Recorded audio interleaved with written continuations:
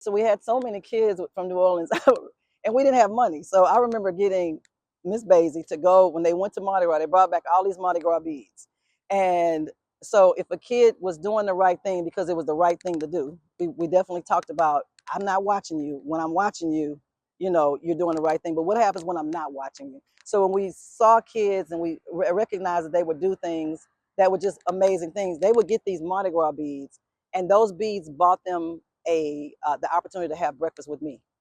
So it was just that simple. And parents would make the breakfast, and so they got to come, and so they walked around with these beads on, and all the kids in the school knew, because they had these beads on, that this was a kid that was doing the right thing because it was the right thing to do. And so kids would fight, or make opportunities to get beads, and they were like, did you see me do this? And I was like, no, but I trust that you did. So before you knew it, the whole school had beads. And it was something really simple. During Mardi Gras season, those kids who wanted to go back to New Orleans, we created packets, and teachers did videos of lessons, and we sent them, so we let them go back to Mardi Gras without punishing them. Because in Louisiana, they get that time off.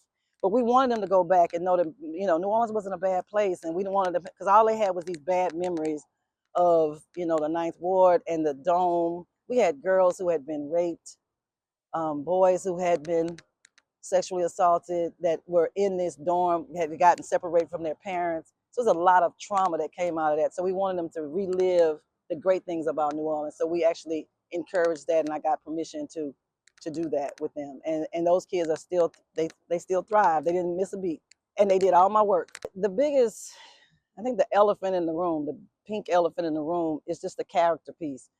Districts are not intentionally focusing on the character building that the children need. There are assumptions being made that kids come to school with uh, certain skills that they get from home, not taking in consideration, particularly in inner city schools, that these parents have had trauma-filled experiences at schools that spill over to their children. So they're not able to give the children the tools that they need to be successful in school. As far as character is concerned, we don't feel like character is something we should be teaching. That we teach the ABCs and the 1, 2, 3s, but we don't realize that having kids understand the importance of respect. What is respect?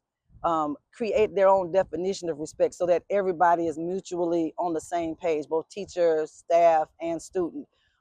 Teaching them the importance of self-esteem. I mean, we can go back to Maslow. Maslow hit it on the nail when he said, kids have to have that self-actualization. What do I want to be? We don't talk about that enough. And what does it take for me to be that person? We don't have, that is not in school. Some teachers do it.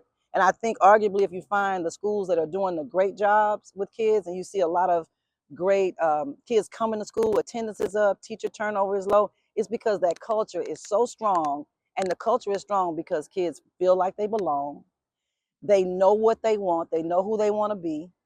They have a mutual respect for the organizations they're in. So the teachers respect them, and they respect the teachers on that level. Like I said, respect is relative, right? So you create, what does respect look like in this atmosphere, in this environment?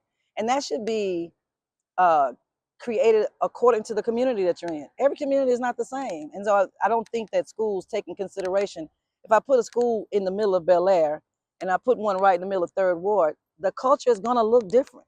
Nothing's wrong with either culture. It's just going to look different. And if your goal is outcomes, you want kids to have great outcomes, you have to address that intentionally.